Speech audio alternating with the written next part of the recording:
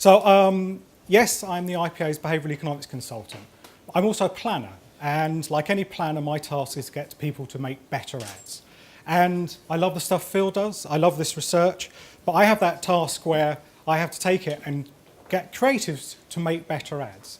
And I know that's difficult at the best of times, and Phil's always talked about that most difficult of times where you've already had a successful ad and people say, do it again, and it goes wrong. As a top tip, I try to avoid never working on something where I've already been successful, because that's the way you go out at a high. Find something that's already a disaster and you can always make it better, right? So if you learn nothing else today, right, top tip there, right? So what does behavioural economics teach us?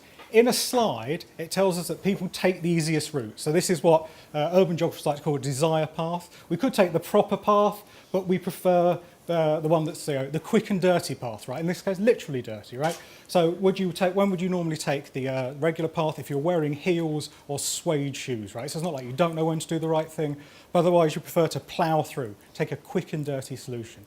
Now, we've already talked about why this is, the difference between deliberate and automatic thinking. I want to give you the experience of the difference between thinking fast and slow, Kahneman's distinction. So what I'm going to do in a moment, if you've played this game with me before, I apologise, right? But I'm going to put a list of words up, and in your head, because it's way weird if you do it out loud, in your head, just go through, are these words in uppercase or lowercase? Not an impossible task, right? I'm sure you're all at the bottom. Don't confess if you're not. That was really easy. That's an automatic task, right? You could do that all day long because it just goes along, right? So you're engaged enough to do it, but it just flows along. That's automatic thinking. We put another list of words up now. Same task of the words upper or lowercase. And again, you've made it to the bottom, okay? Now, that's deliberate, that's system 2, that's slow thinking, right? So you hit the first word, it says what it isn't, right? And you have to correct yourself. And you've all felt that difference? I want you to hold, and that difference is small, right? Now, my contention is, whenever your ad, your communications, make someone do a bit of that, you've failed, right? That's because now, the problem with that is that it goes against, we have this idea that paying attention is really important. This is the important bit, so pay attention, right? We believe in marketing that engaging people, making them pay attention is surely the important thing. And actually it's common sense, isn't it, really, that when we're dealing with people, we want them to be paying attention and looking us in the eye, not checking their phones, right? So we feel that focus and attention is very important. We feel that deliberate attention and focus is even better. So if we can seize someone's attention, that's the best thing we can possibly do. Now that is common sense, right? And we want someone to sort of go, oh, you mean it can wash whiter and make me a better mother? Right? You know, we want to like, wow, now I've completely had my paradigm realigned and a purchase must surely follow. Now that's fine, right? But what I think you should really learn from the behavioural economics stuff and backed up by the neuroscience is what we need is a system of not thinking, or a way of analysing what people are not thinking. So when people, and we saw that with Phil's example with the 2 slices of pie, people don't think, yeah, I'm right-handed. That pie with a fork to the left, that's just going to be a drag to eat. That's not the pie for me, right? Now, that's all on a very automatic level, right? That seems fair to me. I'm slightly sort of, I'm the kind of person who rearranges cutlery in restaurants if it's not the way I think it should be, right? So I see that quite clearly, because I'm slightly weird. Maybe that's why I'm a planner, right? But we need to have an account of allowing for all this stuff that people are not thinking about. That's what this stuff tells you. People, they're processing it, they're engaged to the point where they can get it to come in, but they're not really thinking about it. They can't tell you what's going on.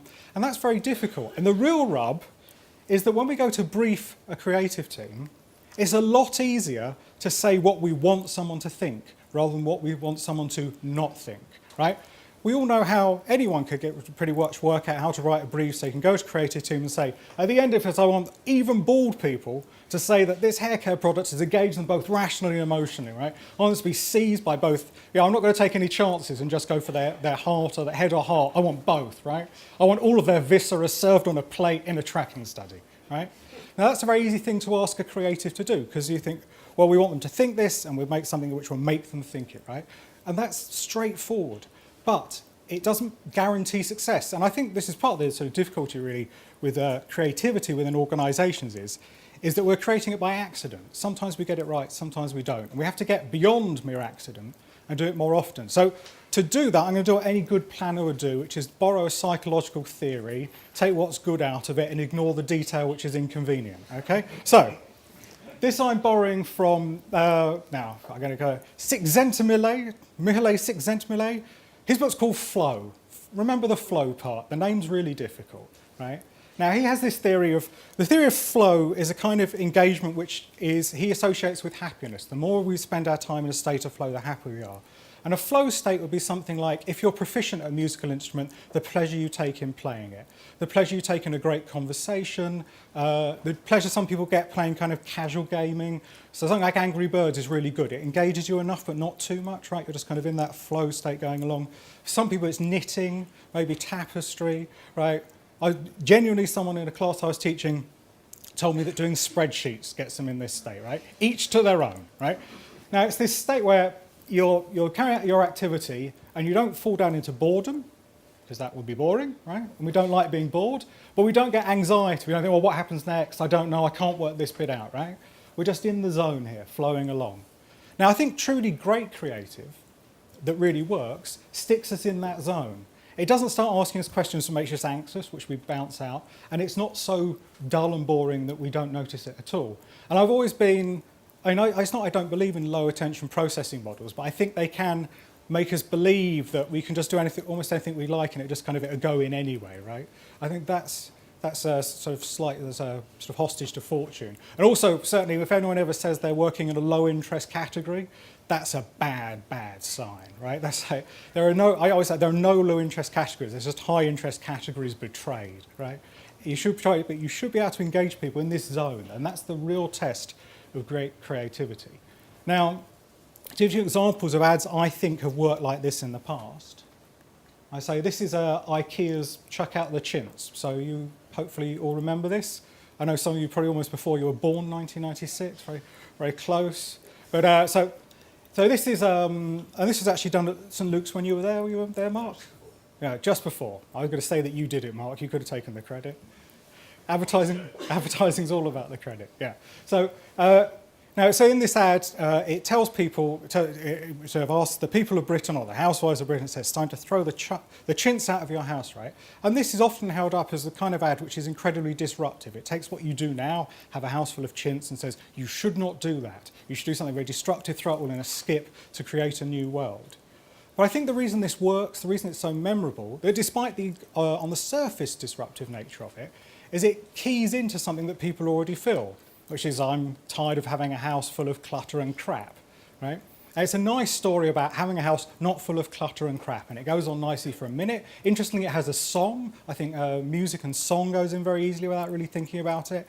And you can watch the whole thing and just sort of nod along and go, yeah, that's it. I can't wait to drive to that large blue building in Croydon and blow some money, right? It's an inevitable consequence here. If it started having loads of prices in it, which made you think, God, do I really want to spend £69 on that piece of furniture? You would have bounced out one way. If it didn't have the song, maybe it'd be boring. You've got to stay in that flow zone. I think also you look at the recent IPA Grand Prix winner, which for John Lewis, which claims great use of behavioural economics, and I believe it in the case study. So where you have the child who's waiting for Christmas Day to come, he waits and he waits. All that time, you're engaged. Yes, absolutely, you're engaged. But you don't have to work hard to decipher the story. It plays with lots of concepts you know with completely, things which you know are desirable. At no point are you confused about what's going to happen next. And then it pays off in a really nice way, right? You could have a twist, but see it coming. And I think the clue to this, how do we get more of this kind of creative, stuff that sticks you in that flow zone, is to turn to an ancient art. And that's where this craft meets the science, I think, is in storytelling. And the strange thing about story, if you think about any TV program you sit down to watch, right, you're going to invest an hour, if it's a young Montalbano, almost 2 hours of your life, something with subtitles, right? Why should you invest your time in this? And the curious thing about genre fiction is that you don't know what's going to happen, but you always know exactly what's going to happen. So in a crime thing, what's going to happen? There's going to be a crime, right? And it's going to get solved. There's no real surprises there because it's how it's going to be solved. It's a boy meet girls romance film. What's going to happen at the end? I bet they all die in a hail of bullets. No, of course not, right? You watch it because you know what's going to happen, but you don't know what's going to happen. You're in that flow state. So you know what's going to happen. It's nice and comfortable. You're within the boundaries, but there's always a bit of tension about where it's going to go. So you know where the kid's going, oh, he wants to give a present. He wants to get his presents. He wants to give a present. You're not bounced out of the flow, but you're engaged, right? Now, the reason we have always managed to make great creative in the past is because, as it happens, we hire people who get this kind of storytelling. Whether instinctively or by working it out, we get people who know how to do this. What's more difficult is getting to do it more often, informed by the science. But I think that story is the way you can take the kind of thing that Phil's telling you, the kind of thing Alex is talking about, and brief it to teams so they might actually do something about it and not dismiss it just as annoying research that's telling them their job. So that, I think I said I'd do it quick. That's 11 minutes. I've finished even sooner than I expected, which is not something I say very often. Thank you very much.